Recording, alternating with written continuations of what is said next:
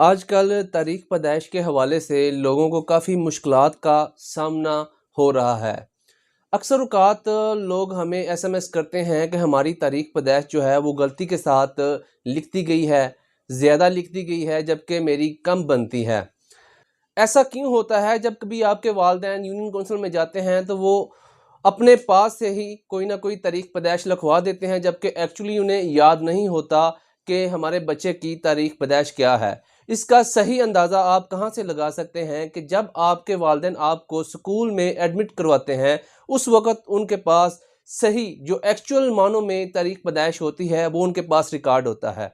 वो वहाँ पर जो मेंशन करवाते हैं वो दुरुस्त तारीख पैदाइश होती है। उसके बाद आपने इंटरमीडिएट के जो एग्ज़ाम देने होते हैं उसमें आपकी तारीख पैदाइश दुरुस्त होती है।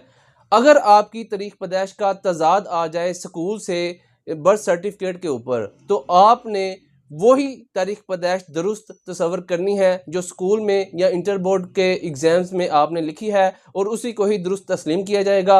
उसी के मुताबिक ही आप अपना केस डिग्री करवा सकते हैं।